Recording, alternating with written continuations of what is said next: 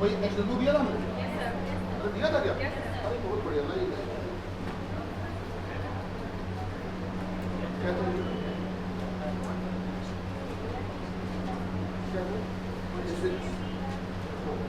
कुछ a very good. देखिए एक हमने एग्जाम्पल घर के लिए दिया था आपको, और उम्मीद है कि आपने हमेशा की तरह घर पर लगाया भी होगा। हमने इसीलिए बोल दिया हमेशा की तरह, वैसे ही जैसे हमेशा लगाते हैं, लगाया। अच्छा क्वेश्चन थोड़ा मदद करो, बताओ क्या था? कुछ ए बी।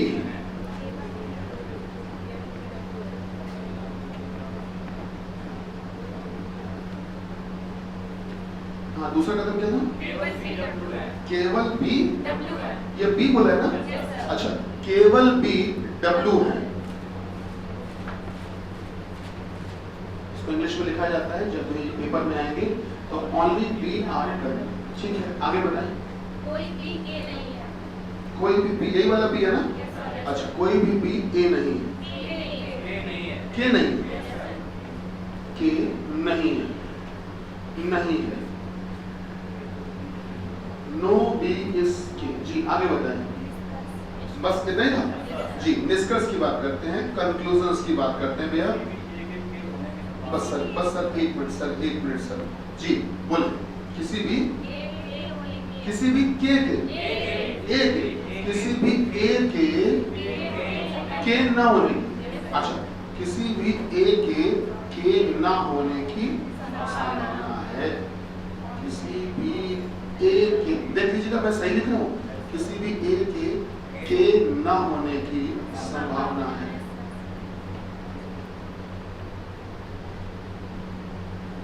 हाँ दूसरा डिस्कस क्या था?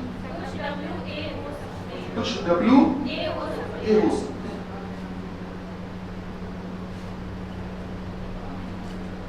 हाँ ठीक है।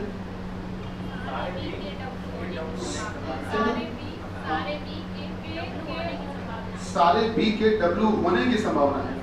अच्छा सारे बी के डब्ल्यू होने की संभावना है।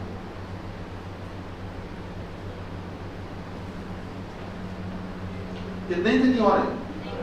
एक और है, संभावना है।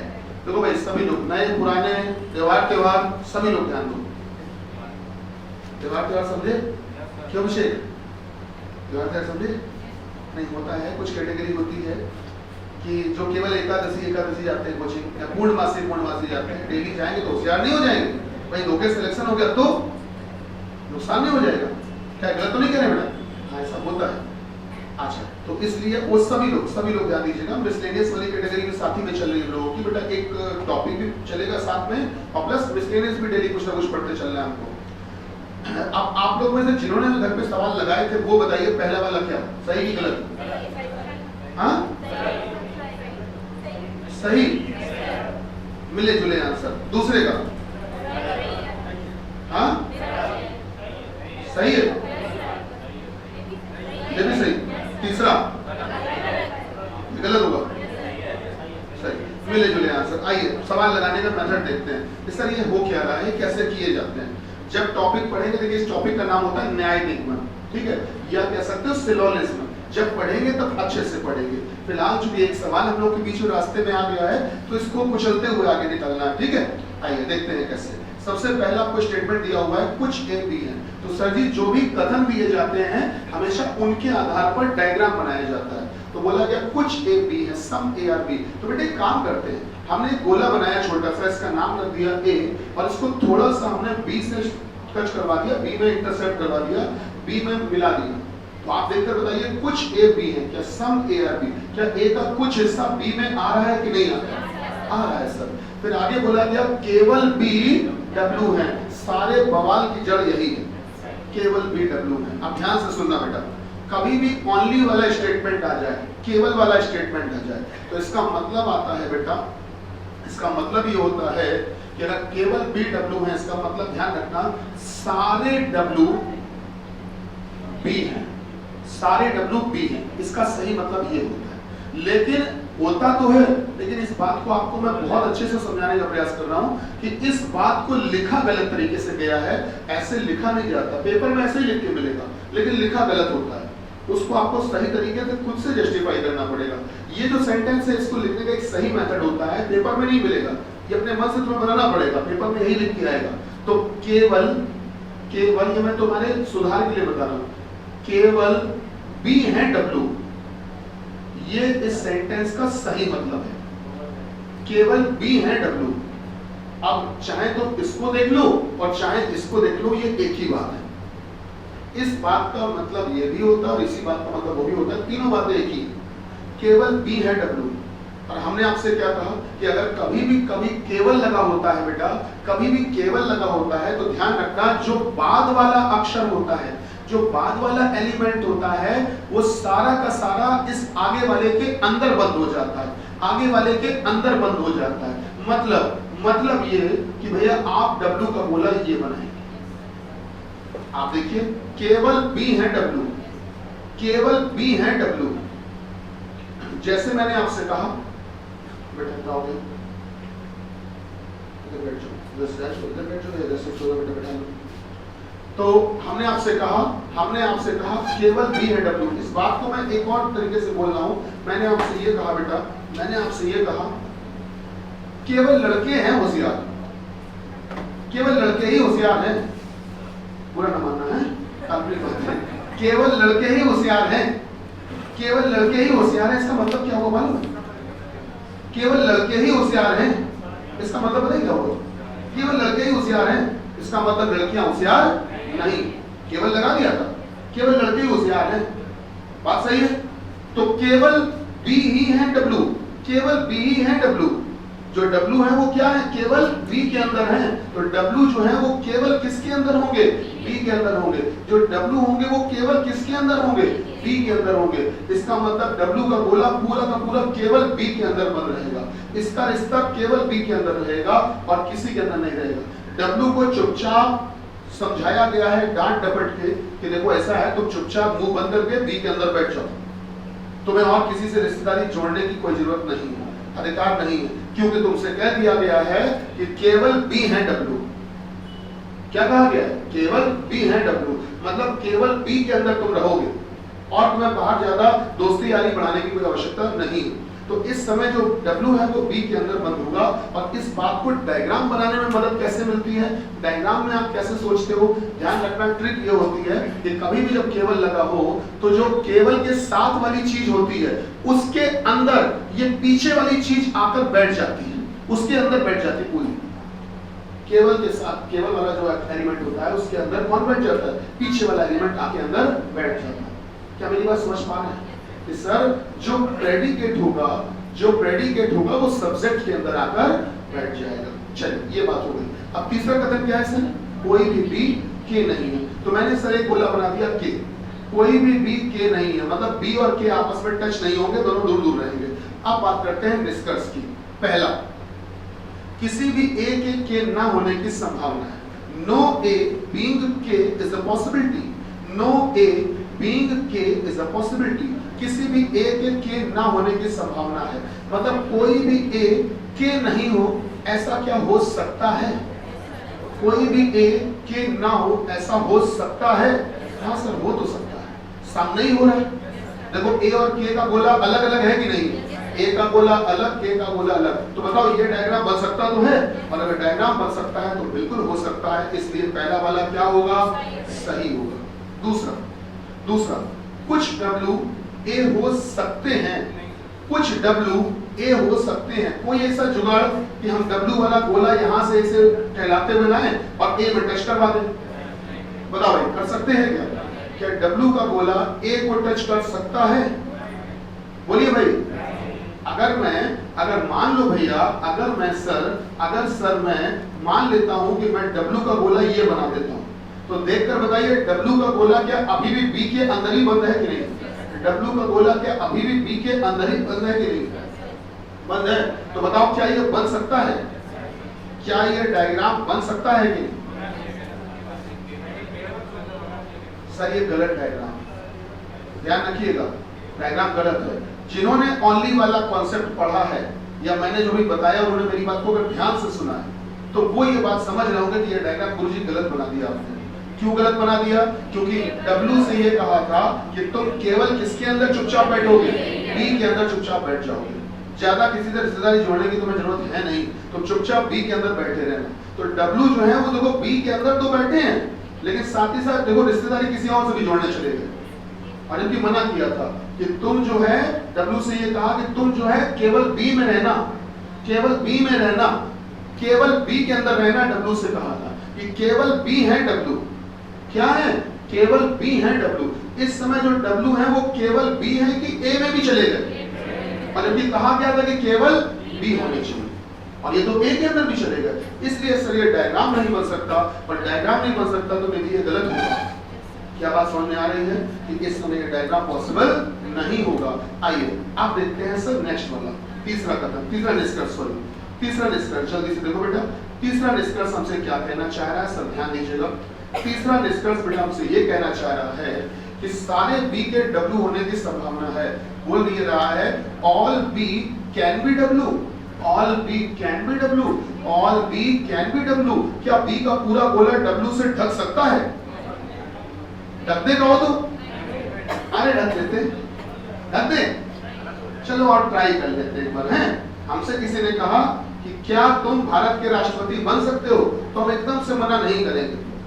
हालांकि हमारी तो हैसियत नहीं है कि भारत के राष्ट्रपति बनकर उस लायक नहीं मानते अपने आप को, लेकिन इंसान को कभी अपने आप को कम नहीं आंकना चाहिए। कहो बन जाए धोखे धोखे। तो इसलिए अगर कहा जाए तो भारत के राष्ट्रपति बन सकते हो, तो हम कहेंगे हम बन सकते हैं। अरे कहे ना कहें, बिल्कुल कहेंगे। अपने आप को अंडरएस्टिमेट नहीं करना चाहिए। डॉक्टर कलाम सर का बैकग्राउंड अगर पढ़ोगे, उनकी ऑटोबायोग्राफी अगर विंग्स ऑफ फायर पढ़ोगे तो पता चलेगा डॉक्टर कलाम सर इतने पिछड़े, इतने गरीब खानदान से, परिवार से आते थे, और अपना पढ़ाई का संसाधन और वो क्या बने वो बताने की जरूरत नहीं है। उनका परिचय हिंदुस्तान छोड़ो पूरी दुनिया देती है। सही बात है। तो जब वो पॉसिबल है तो हम भी पॉसिबल है ना? तो मेरा कहने का मतलब है कि सर अगर वो कोई भी कंक्लूजन में, निष्कर्ष में कोई भी बात कहे तो आप उस बात को ट्राई जरूर करना कि क्या ऐसा होने की कोई संभावना है। रुको सर हम देखेंगे तब बताएंगे है कि नहीं। तो हमने काम किया, हमने सर जी बी वाले गोले के ऊपर ओवरलैप कर दिया, बी वाले गोले के ठीक ऊपर बराबरी का एक गोला और ढक दिया, और वो जो बराबरी का गोला था वो कौन था? W। तो पूरा B का गोला किससे ढक गया? W से। पूरा B का गोला किससे ढक गया? W से। अब यार ढक तो दिया, बना तो दिया, अब इससे क्या हो गया कि सारे B के W होने की संभावना है, तो सारे के सारे B जो थे वो क्या हो गए? W हो गए। बन तो गया, लेकिन डायग्राम सही है कि नहीं है इसका फैसला निष्कर्ष नहीं करता है, कौन करता है? कथन। अब हम कथन पढ़ने जा रहे हैं और ये चेक करेंगे कि सारे कथन इसके अंदर वैलिड हो रहे हैं, सही है। पहला, कुछ A B है, देखकर बताओ कि अभी भी कुछ A B हो रहे हैं कि नहीं हो रहे? हो रहे हैं। फिर दूसरा, केवल B है W, केवल B है W। तो इस समय जो W है वो केवल B के अंदर है कि साथ ही साथ A के अंदर भी आ गया? गलत बन गया, गलत हो गया। और अगर डायग्राम गलत हो गया तो ये वाला भी नहीं हो सकता। क्या बात थोड़ी बहुत पल्ले पड़ी? नहीं पड़ी। पड़ी पक्का? अगर पल्ले पड़ी तो पेन मत चलाना, पेन मत चलाना, सामने बोर्ड पर देखना, पेन मत चलाना, सामने बोर्ड पर देखना, और हमको सही गलत का जवाब देना। पेन मत चलाना है। सारे के सारे A क्या K के अंदर बंद हो सकते हैं? सारे के सारे A क्या K के अंदर बंद हो सकते हैं?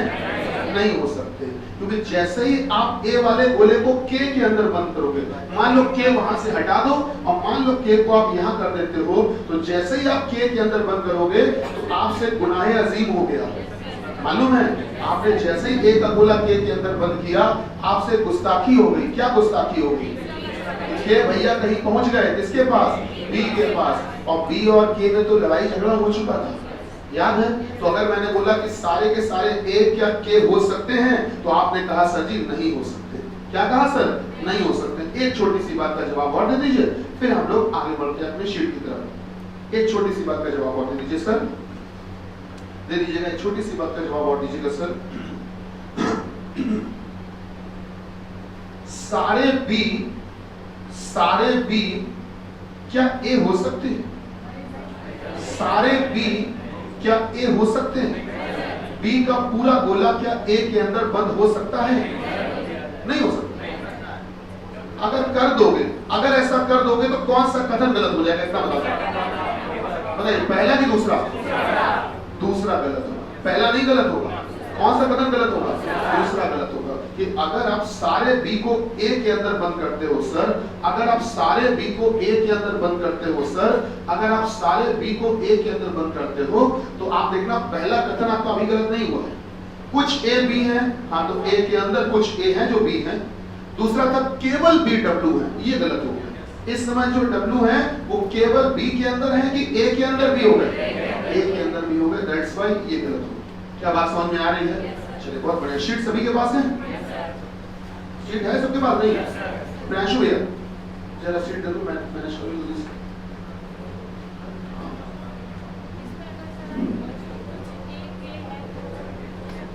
तो गलत है, कुछ एक के हैं गलत है, कुछ एक के हो सकते हैं तो सही है और हम सकते में यही अंतर है।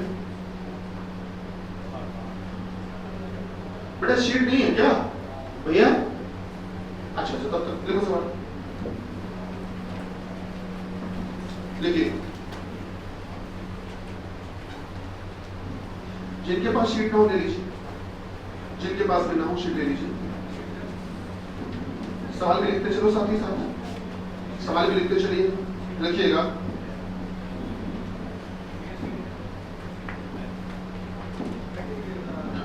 लिखिएगा ए एक व्यापार शुरू करता है।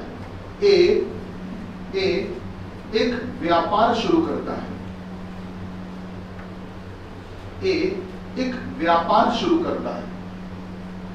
ए एक व्यापार शुरू करता है, एक बिजनेस शुरू करता है। ए ये नाम है ए एक व्यापार शुरू करता है जिसमें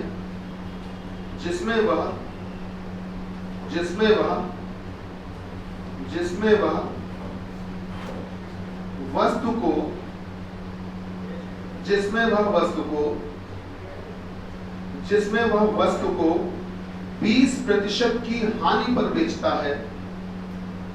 जिसमें वह वस्तु को 20% 20% जिसमें वह वस्तु को 20% की हानि पर बेचता है, 20% के लॉस पर बेचता है, परंतु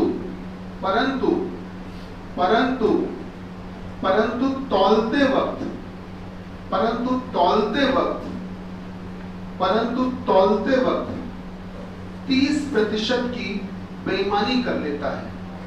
परंतु तौलते वक्त 30% की बेईमानी कर लेता है। परंतु तौलते वक्त 30% की बेईमानी कर लेता है। तो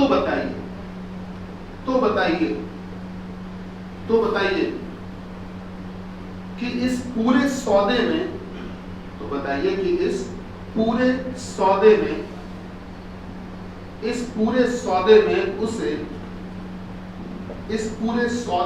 उसे कुल कितने प्रतिशत का लाभ अथवा हानि हुआ? इस पूरे सौदे में उसे कुल कितने प्रतिशत का लाभ अथवा हानि हुआ? हाँ भैया,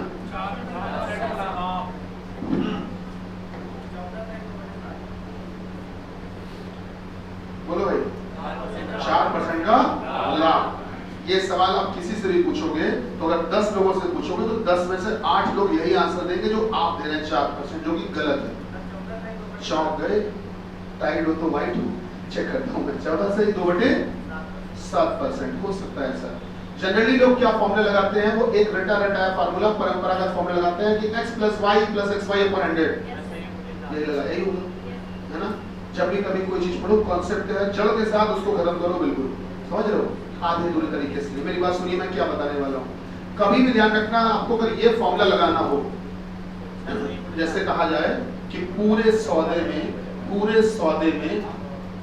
सौदे में प्रतिशत लाभ अथवा हानि, मतलब कि आपको रिजल्टेंट प्रॉफिट या लॉस जानना हो, ठीक है? या कह सकते हो परिणामी लाभ या हानि, परिणामी लाभ या हानि प्रतिशत। अगर कभी भी ये जानना हो तो ये जानने के लिए जो आप फॉर्मूला लगाया करते थे कि x + y + xy/100, ये फॉर्मूला जो आप लगाते थे उसमें शर्त ये हुआ करती थी, मैं आपको बता दूं, शायद आपको याद नहीं होगी, वो ये होती थी कि जो x और y होते हैं वो सेम यूनिट में होते हैं, सेम मात्रक में होते हैं। मतलब आपने ये देखा कि व्यक्ति जब वस्तु को हानि पर बेच रहा है, नुकसान पर बेच रहा है, तो जाहिर सी बात है कि रुपए कम करके बेच रहा होगा, और तौलते वक्त जो बेईमानी कर रहा है उसमें वजन बढ़ा रहा होगा, ये वजन चुरा रहा होगा। तो एक बार बात रुपए की हो रही है और एक बात वजन की हो रही है। क्या बात समझ पा रहे हैं? एक बार जो बात हो रही है वो रुपए की हो रही है और एक बार जो बात हो रही है वो वजन की हो रही है। क्या सेम यूनिट है कि अलग अलग यूनिट है? जैसे आपसे कहा गया कि पेट्रोल की कीमत जब 10% कम हो गई तो उसकी खपत 40% बढ़ा दी गई, खपत कंजम्पशन 40% बढ़ा दिया गया। आप अगर ध्यान दो तो जो कीमत कम होगी वो रुपए में होगी और जो उसकी खपत बढ़ेगी वो रुपए की लीटर में बढ़ेगी। यूनिट अलग अलग है, मेरी बात समझ रहे हैं? तो ये नहीं होना चाहिए, यूनिट जब भी हो तो सेम होनी चाहिए। यूनिट कैसी होनी चाहिए बेटा? सेम होनी चाहिए। अगर ये रुपए में है तो वो भी रुपए में होगा, ये लीटर में है तो वो भी लीटर में होगा। कि मतलब ये कि जब मैंने चीनी 10% खाना कम कर दिया तो मेरे घर पे चीनी का स्टॉक 20% बढ़ गया। तो जब खाना कम किया तो कुछ किलोग्राम कम खाने लगे और स्टॉक बढ़ गया तो वो भी तो किलोग्राम में बढ़ा होगा। तो देखा दोनों किलोग्राम में है कि नहीं है? जब दोनों की यूनिट मात्रा सेम हो फॉर्मूला लगा दीजिए, कोई दिक्कत नहीं है। चलिए क्या है, अपने सवाल पे आते हैं। तो अपना सवाल क्या था वो समझो, इनमें मात्रक सेम होना चाहिए इस फॉर्मूले के लिए। अपने सवाल में आ जाओ। तो अपने सवाल का तरीका समझो बेटा, ध्यान से सुनिएगा। जब आप मेंस वगैरह की सच में तैयारी करते हो, देखिए होता क्या है कि बहुत सारे स्टूडेंट क्या होते हैं कि RS अग्रवाल की ए एक्सरसाइज लगा के ये मान लेते हैं कि हमारी मैथ्स कंप्लीट हो गई और वो सोचते हैं कि अब हम कॉम्पिटिशन निकाल सकते हैं। सबसे बड़ी गलतफहमी तो यही होती है, ए एक्सरसाइज लगा के। सच्चाई ये है कि RS अग्रवाल अगर लगाओगे तो बी से स्टार्ट होती है। ए तो टाइम पास होता है, ए तो केवल रिहर्सल होता है। एक्चुअली में RS अग्रवाल की जो बी एक्सरसाइज है लगाई कभी नहीं लगाई, बी से ही पढ़ाई शुरू होती है एक्चुअली। या महेश मिश्रा सुमित्रा पब्लिकेशन जिसमें कि सॉल्यूशन होता ही नहीं है, ऐसी किताबें, इनसे पढ़ाई कायदे से शुरू होती है। तो इनमें हमको मेंस देने का मौका मिलता है। मेंस में कैसे क्वेश्चन आते हैं, सीजीएल मेंस वगैरह में कैसे आते हैं, वो सब भी देखने को मिलते हैं। उन्हीं से कुछ जुड़ा हुआ क्वेश्चन ये है जो मैंने आपको दिया है। तो देखिए सवाल कैसे लगेगा, ध्यान से सुनना। मैं अपनी बात कर रहा हूं, मैं एक व्यापारी हूं। मैं बाजार गया, मैं खूब सारा गेहूं खरीद लाया, खूब सारा गेहूं खरीद लाया और मैंने सोचा ये मैं गेहूं जो खरीद के लाया मैं 100 रुपए का 1 किलोग्राम खरीद के लाया। मैं जो खरीद के लाया वो 100 रुपए का 1 किलोग्राम। बेटा जो 1 किलोग्राम है क्या उसको 1000 ग्राम भी कह सकते हैं? 1000 ग्राम। मैं इस भाव से गेहूं खरीद के लाया हूं, 100 रुपए में 1 किलोग्राम, 100 रुपए में 1 किलोग्राम, इस भाव से खरीद कर लाया हूं। और खरीद के बहुत सारा लाया हूं, ये नहीं कि 1 किलो ले आए। 1 किलो से व्यापार करेंगे? व्यापार होगा तो क्विंटलों गेहूं लाएंगे हम। तो खूब सारा गेहूं लाए पर रेट ये था। अब हम जब ले आए, हमने कहा अपने घर के पास एक दुकान खरीदेंगे और उसमें मैं व्यापार करूंगा। मैंने कहा कि मैं कस्टमर को अट्रैक्ट करूंगा, मैं कस्टमर को ऐसी चीजें दूंगा जिससे कि उसको लगे सस्ता मिल रहा है। तो मैंने क्या दिमाग लगाया कि मैं जब गेहूं बेचूंगा तो मैं कितने प्रतिशत की हानि पर बेचूंगा? 20% की हानि पर बेचूंगा। 100 में खरीद के लाया था और 20% के नुकसान पे बेच दूंगा, तो मैं गेहूं बेचूंगा 80 रुपए में। क्या बात सही है? सही बात है। 100 में मैं खरीद के लाया, 100 के रेट में, मैंने कहा मैं 80 के रेट में बेच दूंगा। तो जाहिर सी बात है कि कस्टमर को लगेगा यार ये तो बहुत सस्ता बेच रहा है, दुनिया वाले तो 110 में बेच रहे हैं, ये तो 80 में बेच रहे हैं, तो बहुत सस्ता है। और ये हिंदुस्तान है, हिंदुस्तान में जब पैसा कम मिलने लगता है ना, जब पैसा रेट सस्ता होता है तो आदमी चीज की क्वालिटी नहीं देखता है, ना क्वांटिटी देखता है। घड़ी साबुन जब हम छोटे थे तब भी 5 रुपए का वो डिटर्जेंट केक आता था, आज भी वो टिकिया 5 की ही आती है, आज भी। तो इससे हमको ये लगा कि यार देखो घड़ी वाले कितने अच्छे, रेट नहीं बढ़ाया, लेकिन वेट तो कम कर दिया। जब 5 रुपए की पहले आती थी बहुत बड़ी आती थी, आज 5 रुपए की छोटी सी आती है। तो उन्होंने क्या किया, इससे रेट नहीं बढ़ाया लेकिन वेट कम कर दिया। यही बिजनेस माइंड होता है। तो इसने क्या किया कि इसने 20 रुपए यहाँ कम कर दिए तो 80 रुपए में बेचा, परंतु तौलते वक्त उसने बेईमानी करना शुरू कर दिया। उसने कहा कि हम तौलते वक्त कितने प्रतिशत की बेईमानी करेंगे? 30%। तो बेटा 30% की बेईमानी करेगा मतलब 30% कम तौलेगा। बेईमानी वही तो हुई कि 30% की बेईमानी करेगा मतलब 30% कम तौलेगा, यही तो होगा। तो बेटा 30% कम तौलेगा तो 1000 ग्राम का 30% मतलब कितने ग्राम कम तौलेगा? 300 ग्राम कम तौलेगा तो कितने ग्राम देगा? 700 ग्राम। देख लो दिमाग। 100 रुपए में 1000 ग्राम खुद खरीद के लाया और जब कस्टमर को बेच रहा है तो 80 रुपए में 700 ग्राम ले रहा है, कह रहा है 80 रुपए में 700 ग्राम। कस्टमर को नहीं बता रहा 700 ग्राम, चुपचाप चुंबक लगा के तराजू में बतिये दे रहा है। कस्टमर को लग रहा है वाह 1 किलो मिल गया, देखो 80 रुपये, घर आके देख रहा है तो पता चल रहा है कि तो 700 ही ग्राम, ठीक है ना। तो देखा जाए तो इधर पर भाई साहब ने नुकसान अपना किया था 20 रुपए का। कितने रुपए का नुकसान किया था? 20 रुपए का नुकसान किया था। तो वहां पर 300 ग्राम का फायदा भी तो हुआ। और आपको मालूम है कि 1000 ग्राम चीज 100 रुपए की हुआ करती थी उसके लिए, तो 100 ग्राम चीज हुआ करती थी 10 रुपए की। 100 ग्राम कितने रुपए की? 10 रुपए की। तो 300 ग्राम 30 रुपए की। इसका मतलब ये जो 300 ग्राम चीज इन्होंने बचाई है, मतलब कितने रुपए की चीज बचा ली है? 30 रुपए की चीज बचा ली है। तो क्या ये 30 रुपए प्रॉफिट इसकी जेब में आएगा कि नहीं आएगा? सर 20 रुपए का नुकसान हुआ, 30 रुपए का फायदा हुआ, कुल मिला के अगर पूरे सौदे में देखोगे तो फायदा 10 रुपए का हुआ है। कितने का हुआ? 10 रुपए का हुआ है। तो देखिए प्रतिशत लाभ या हानि निकालने का तरीका क्या होता है बेटा? अंतर बटे, याद आ रहा है? अंतर बटे, और इसी अंतर को कहते हैं प्रॉफिट या लॉस, ठीक, अपॉन सीपी इनटू 100। अब देखिएगा, ये बताइए इस सौदे में उसको कितने रुपए का लाभ हुआ? 10 रुपए का लाभ हुआ बटे सीपी। टेंशन तो अब होगी, अब आपको टेंशन अब होगी, सर सीपी क्या लिखे? कितने लिखे? कितने लिखे? 70। ध्यान रखना, कस्टमर को जितनी चीज वो देकर आया है पैसा उसी का सीपी लगता है हमेशा। कस्टमर को 1000 ग्राम देके आया कि 700 ग्राम देकर आया? 700 ग्राम, तो सीपी भी 700 ग्राम का लगेगा। हमेशा ध्यान रखना, यही सबसे इंपॉर्टेंट बात है कि सर सीपी कौन सा लगाया जाए। तो सीपी वो जो चीज तुम कस्टमर को देकर आए हो, तो कस्टमर को 700 ग्राम चीज देकर आए हो, तो 700 ग्राम का सीपी होगा 70 रुपए। कितना होगा? 70 रुपए बटे 70 गुणे 100। ध्यान रखना, ये गलती कभी मत करना, ठीक है, कि कभी कभी हम 100 रख देते हैं, 80 रखते हैं। नहीं सर, जो कस्टमर को चीज देकर आए हो सीपी उसी का लगता है हमेशा। कस्टमर को तुम 1000 ग्राम देकर आए हो, क्या कस्टमर को 700 ग्राम देकर आए हो, और सीपी तुम 100 रुपए लगा दे रहे हो।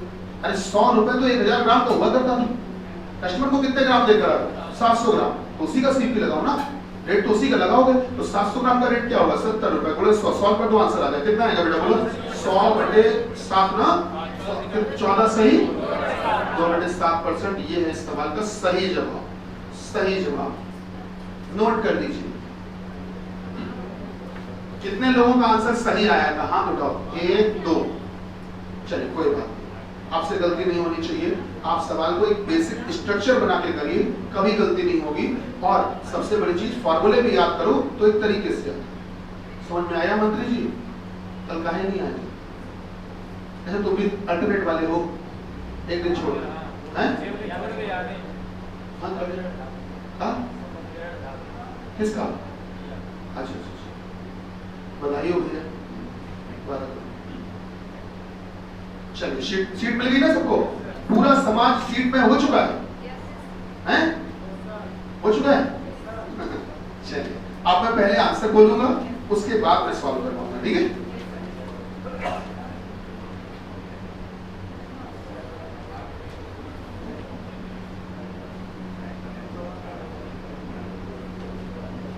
शुरू करें?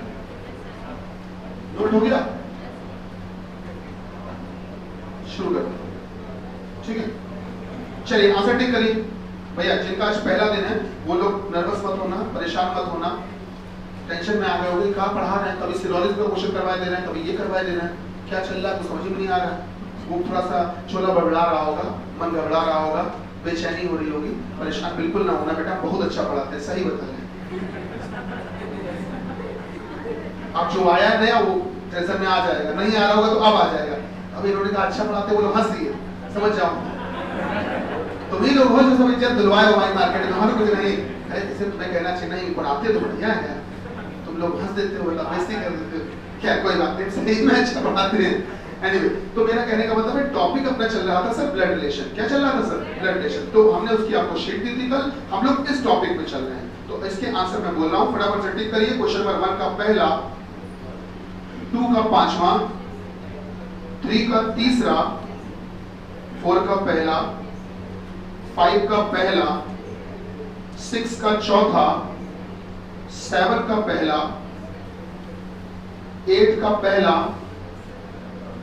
9 का दूसरा, 10 का चौथा, 11 का पहला, 12 का पहला, 13 का पहला, 14 का पहला, 15 का चौथा, 16 का चौथा, 17 का आंसर लिख लो क्योंकि ऑप्शन थे नहीं, तो आंसर लिखो। सुबोध उस लड़की का कजिन है।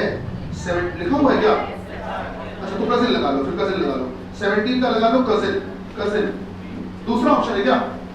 दूसरा, तीसरा, जो भी हो लगाइएगा। 17 का आपने कजिन लगा दिया। आइए अब क्वेश्चन नंबर 17 ऊपर फिर से छप गया अगल बगल वाले पन्ने में मिला 17 दोबारा से। यदि ए का कोई होता नहीं है तो क्यू बी से किस प्रकार समझेगा।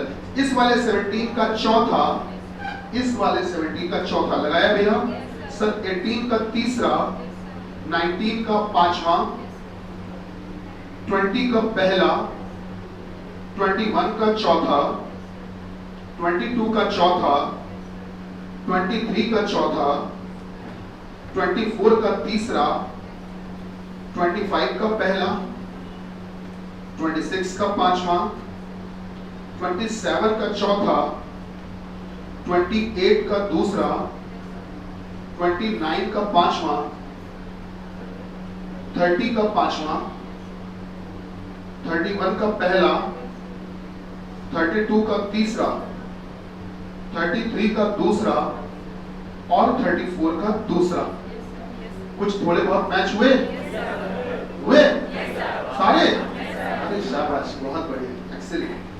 चलिए अब बाकी जिन लोगों के मैच नहीं हुए वो हमसे बोर्ड पे लगवाइए सवाल।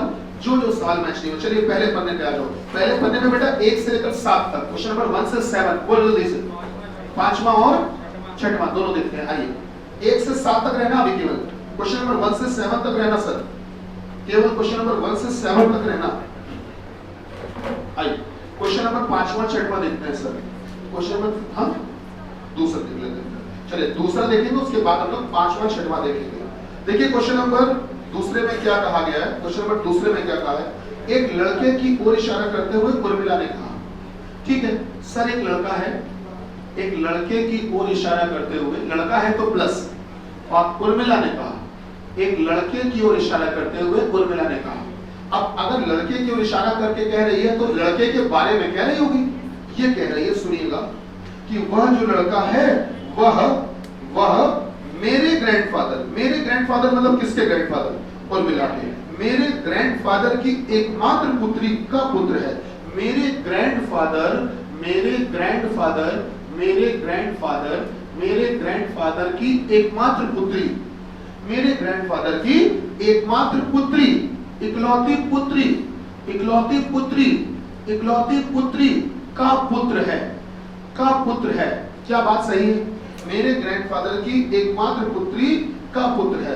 देखो ग्रैंडफादर का मतलब दो चीजें होती हैं, दादाजी भी होते हैं और नाना जी भी। तो अपने सवाल के हिसाब से अगर देखोगे बेटा तो उर्मिला के ग्रैंडफादर का मतलब वो हम ये मान लेते हैं कि उर्मिला के दादाजी, पहले हम दादाजी मान लेते हैं। तो उर्मिला के दादाजी की इकलौती बेटी, इकलौती बेटी का बेटा है वो लड़का।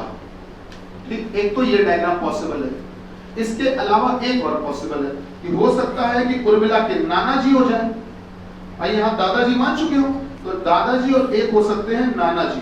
तो अगर उर्मिला के नाना जी को हम ग्रैंडफादर मान रहे हैं तो नाना की इकलौती बेटी, नाना की इकलौती बेटी का बेटा है ये लड़का। तो डायग्राम दोनों पॉसिबल है। आप बात को ध्यान से देखिएगा सर, दोनों ही पॉसिबल है। उर्मिला के अगर कोई दादाजी हुए, दादा मतलब होता है पापा के साइड से और नाना मतलब मम्मी के साइड से, तो उर्मिला के अगर कोई दादाजी हैं और दादाजी की इकलौती बेटी है, आपके बाबा या दादा, बाबा दादा एक ही होता है, तो आपके बाबा की जो बिटिया होगी क्या वो आपकी बुआ होगी कि नहीं? आपके बाबा की जो बिटिया होगी वो आपके पापा की बहन होगी, और पापा की बहन मतलब क्या हो गई? बुआ। तो हम सीधे सीधे बनाए दे रहे हैं सर, रिलेशन को कंसाइज कर रहे हैं। तो क्या उर्मिला की बुआ मिल गई है? अब बुआ का बेटा मतलब कि फुफेरा भाई। कौन सा भाई? फुफेरा भाई। बताओ हो सकता है कि नहीं? बोलो फुफेरा भाई हुआ कि नहीं हुआ? बुआ का बेटा मतलब कि फुफेरा भाई या बुएरा भाई। बुएरा भाई बोला नहीं जाता, इसलिए क्या बोल देंगे? फुफेरा भाई। अच्छा यहाँ से देखो तो एक तो हिसाब ये बना कि लड़का जो है वो फुफेरा भाई बन रहा है। दूसरा देखो, दूसरा हिसाब क्या है?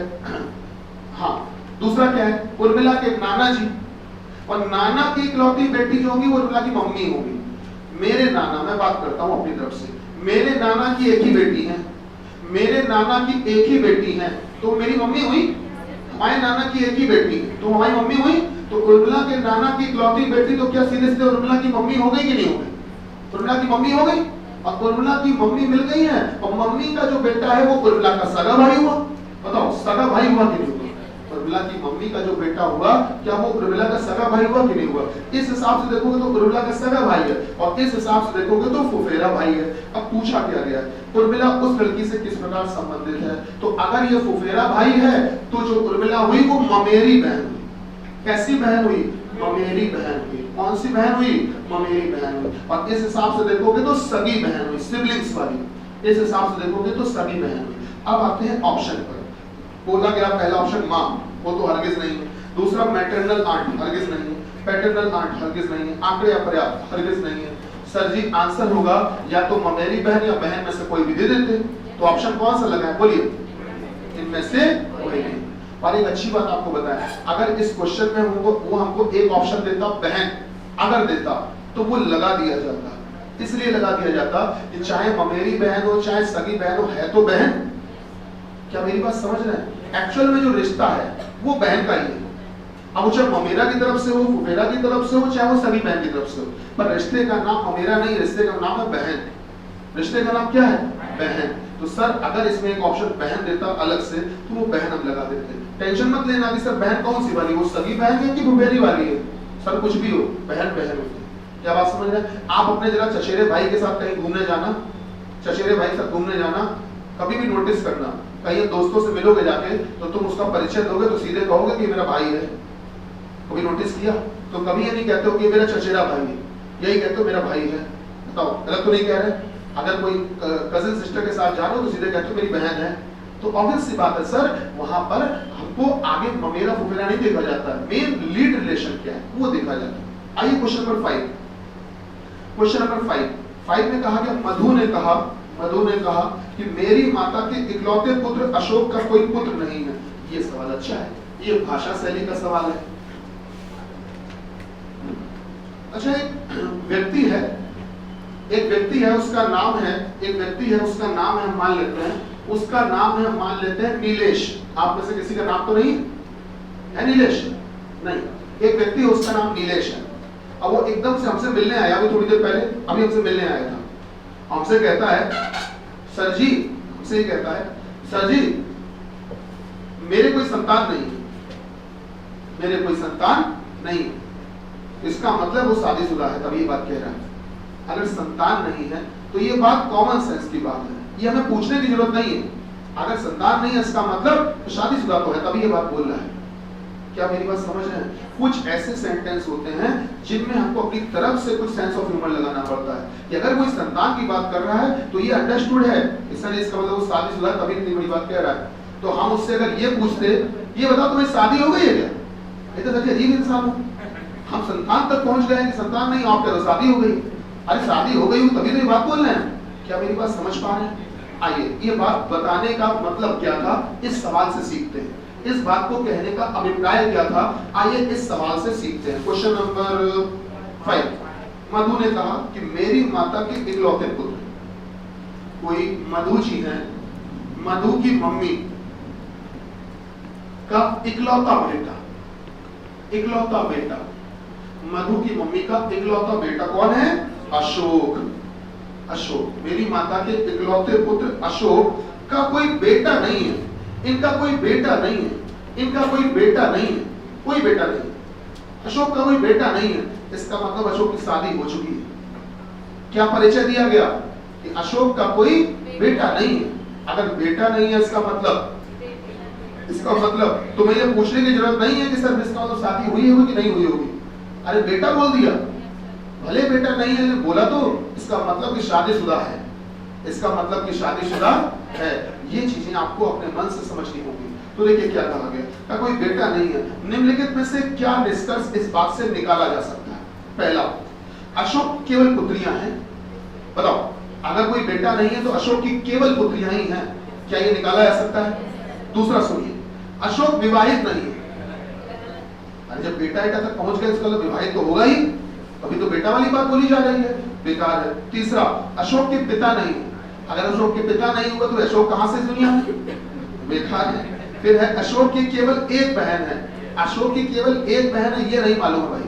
अशोक इकलौते थे, ये मालूम था, इकलौता लड़का था, लेकिन अशोक की बहन एक ही है, ये नहीं पता। हो सकता मधु के अलावा और भी हो, ये नहीं कह सकते हैं। और चौथा क्या है बेटा, अशोक, पांचवा, इनमें से कोई नहीं। तो बताइए कौन सा निष्कर्ष निकाला जा सकता है, कौन सा वाला, पहला, अशोक की कोई भी बेटी, सॉरी, अशोक की केवल बेटियां ही। क्या बात थोड़ी बहुत समझ में आई? चलिए आइए देखते हैं। यदि P पति है Q का, यदि P पति है Q का, जी हाँ पॉसिबिलिटी है। तो पढ़िए, ऊपर क्वेश्चन में कहा क्या गया था, ध्यान से शब्द पढ़ना, शब्दों का वही सम्मान जो हमारा सम्मान। निम्नलिखित में से क्या निष्कर्ष, अब आगे तो पढ़ो,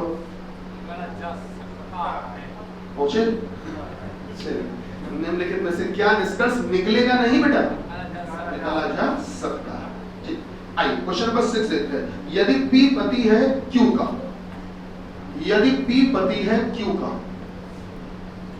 यदि P पति है Q का, P is the husband of Q, तो P अगर पति है तो B का हस्बैंड ये प्लस होगा, और भारतीय सभ्यता के अनुसार जो पत्नी होगी वो पहला होगी। तो यदि P पति है Q का और R माता है S और Q की, R जो है वो माता किसकी किसकी है, S और Q की। तो बेटा S और Q की माता है, S और Q दोनों की माता है, S और Q दोनों की माता है। कौन है माता? R माता है S और Q की। तो अगर माता है तो माइनस होगी, महिला होगी, ठीक है सर। महिला मतलब फीमेल्स को हम साइन दिखा रहे हैं माइनस से, और जो पुरुष है मेल है उनको हम किस साइन से दिखा रहे हैं, प्लस साइन से।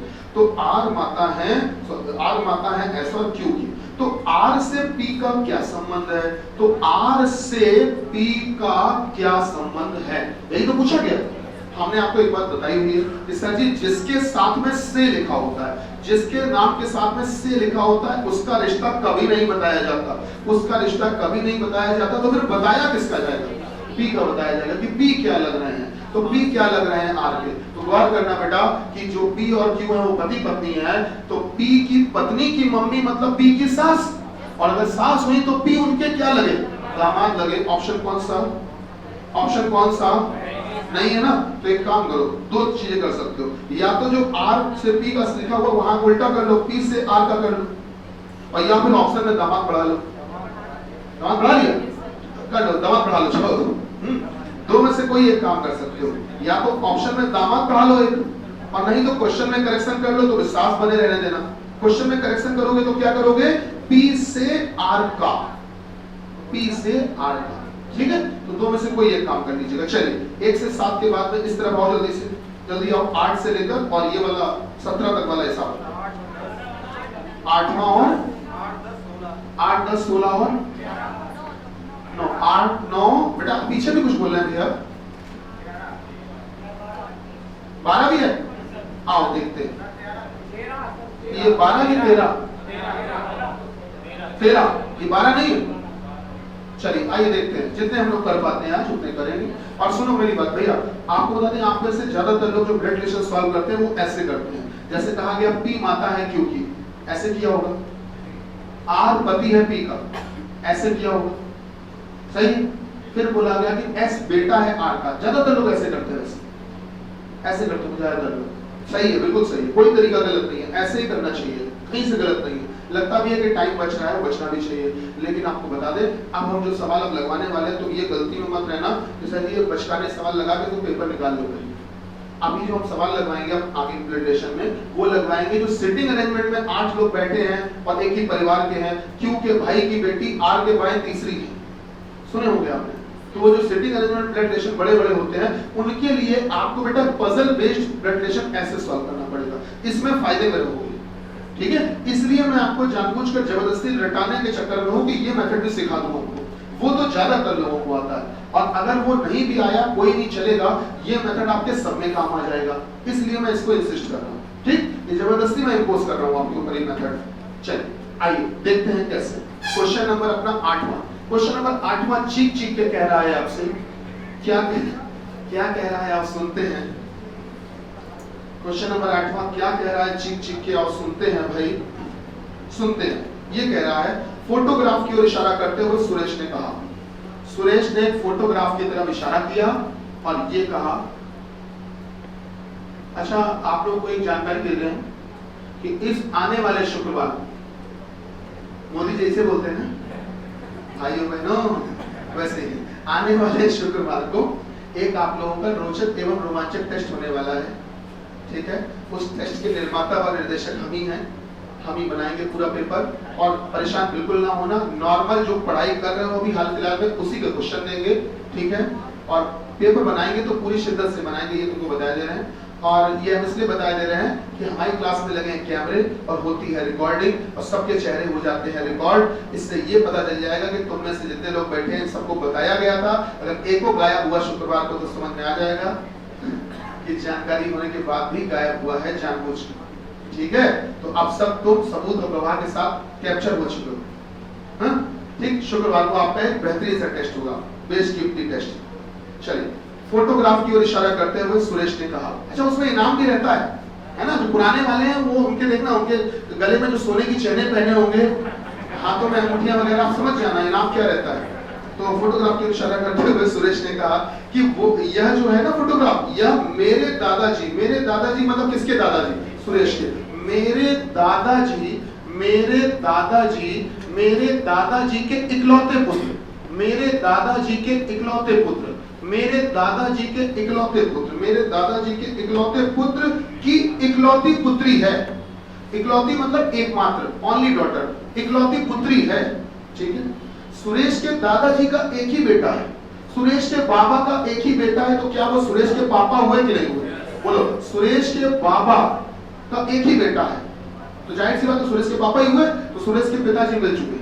अब सीधे सीधे हिसाब बनाओ, सुरेश के पिताजी ये रहे, पिता की इकलौती बिटिया मतलब सुरेश की सगी बहन, बताओ क्या बहन हुई कि नहीं हुई? पूछा क्या गया है। फोटोग्राफ में दर्शाई गई महिला का सुरेश से क्या संबंध है? तो ये फोटोग्राफ में जो महिला है वो सुरेश की क्या लग रही है? बहन। ऑप्शन नंबर पहला। आइए क्वेश्चन नंबर 9 देखते हैं। एक व्यक्ति की ओर इशारा करते हुए आदमी ने कहा, एक व्यक्ति की ओर इशारा करते हुए आदमी ने कहा, ध्यान दीजिएगा सर, एक व्यक्ति की ओर इशारा करते हुए आदमी ने कहा, देखा हुआ औरत से कहा, इशारा करते हुए, व्यक्ति को इशारा करते हुए एक आदमी ने एक औरत से कहा, एक व्यक्ति की ओर इशारा करते हुए एक आदमी ने एक औरत से कहा, एक औरत से कहा, क्या कहा वो सुनो। ये कहा कि उसकी माताजी, जिसकी तरफ इशारा किया जाता है उसी के बारे में कहा जाता है कि उसकी माताजी आपके पिता की इकलौती पुत्री हैं। उसकी माताजी जो हैं वो आपके पिता की, आपके पिता मतलब किसके पिता?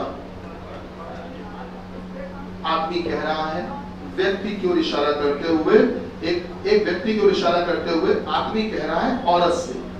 तो क्या कह रहा है कि उसकी जो माताजी हैं वो आपके पिता, औरत के पिता, तो आपके पिता की इकलौती पुत्री हैं, ठीक। देखिए ये आदमी केवल बोलने वाला थर्ड पर्सन था, इसका कोई काम नहीं था, केवल वो रिश्तेदारी बता रहा था, ये थर्ड पर्सन, इसकी कोई जरूरत नहीं थी। तो देखिए कहा क्या गया, फोटोग्राफ में दर्शाई गई महिला का सुरेश से क्या संबंध है? सॉरी, उस औरत का उस व्यक्ति से क्या संबंध है? उस औरत का उस व्यक्ति से क्या संबंध है? बेटा औरत का व्यक्ति से, ये बता दो इसमें काट क्या है, व्यक्ति हटा दे, तो बताना किसके बारे में? औरत। चलिए, औरत के पापा की इकलौती बिटिया, औरत के पिताजी की इकलौती बिटिया, क्या वही औरत होगी कि नहीं होगी? होगी कि नहीं होगी? औरत के पिताजी की एक ही बेटी है, तो क्या वही वो औरत होगी? तो सीधा सा हिसाब हो गया, औरत मम्मी है व्यक्ति की, तो औरत जो है वो व्यक्ति की क्या है? मम्मी है। ऑप्शन कौन सा? दूसरा। आइए क्वेश्चन नंबर 10 और देख लीजिए सर। एक व्यक्ति की ओर इशारा करते हुए राम ने कहा, एक व्यक्ति की ओर इशारा करते हुए राम ने कहा, एक व्यक्ति की ओर इशारा करते हुए राम ने कहा, क्या कहा ये सुनते हैं कि ये रिश्ता क्या कहलाता है। एक व्यक्ति की ओर इशारा करते हुए राम ने कहा, क्या कहा सुनिए। बस अभी एक क्वेश्चन करके भी थोड़ी देर पैकअप कर देंगे, ठीक है, फिर आगे कल बढ़ते। एक व्यक्ति को इशारा करते हुए राम ने कहा, तो देखिए प्रभु श्री राम ने क्या कहा कि उसका एकमात्र भाई, इशारा जिसकी तरफ हो रहा है उसी की बात हो रही है कि उसका इकलौता भाई, उसका एकमात्र भाई मेरी बेटी मतलब राम की बेटी, मेरी बेटी के पिता, राम की बेटी के पिता खुद राम हो गए, राम की बेटी के पिता खुद राम हो गए, मेरी बेटी के पिता का पिता है, पिता है।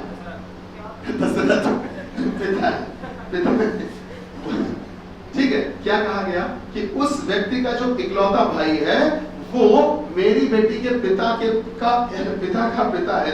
तो भैया इस व्यक्ति का जो इकलौता भाई है वो ये कहानी कुछ बताएंगे कि इस व्यक्ति का जो इकलौता भाई है वही इंसान मेरी बेटी के पिता का पिता है, मेरी बेटी के पिता का पिता है। ठीक है, तो अब कंसाइज हो गया रिश्ता, राम के पापा ये रहे, राम के पिताजी ये रहे, ठीक है, ये दोनों पिता ये हो गए बाप बेटे, मतलब पिता पुत्र, राम के पिताजी ये मिल गए। तो लड़का अगर इनको भाई कह रहा है तो ये दोनों हो गए भाई। तो राम के हिसाब से देख लो कि राम अगर इनको पापा कह रहा है तो पापा के भाई को क्या कहेगा, अगर पापा कह रहा है पापा के भाई को क्या कहेगा। पूछा क्या गया वह व्यक्ति राम से किस प्रकार संबंधित है, तो वो व्यक्ति जो है वो राम का क्या लग रहा है। अच्छा, ऑप्शन कौन सा है, चौथा। क्या बात सही है? अच्छा, आज के लिए यही रोक रहे हैं फिलहाल हम। कल सुनो मेरी बात, जिन लोगों ने अभी सवाल घर पे नहीं लगा पाए, समय नहीं मिल पाया होगा, आप समझ रहे हैं, काफी व्यस्तता रहती है, तो वो लोग लगाइएगा सवालों को। तो कल हम कुछ पजल बेस्ड क्वेश्चन बोलेंगे, ठीक है। हम ये चाहते हैं कि मैक्सिमम शीट आप घर पे कर लो, जिससे कि आपके पूछने के लिए कम रहे सवाल। मेरी बात समझ रहे हैं, जिससे कि हम कुछ एक्स्ट्रा क्वेश्चन करवा सके, अदरवाइज इसी में हम लोग घूमते रहेंगे, इन्हीं समय चला जाएगा, है ना। तो कल हम कुछ पजल बेस्ड क्वेश्चन करवाएंगे अलग से, ये आप कंप्लीट करके आना। चलिए, धन्यवाद। भारत माता की जय।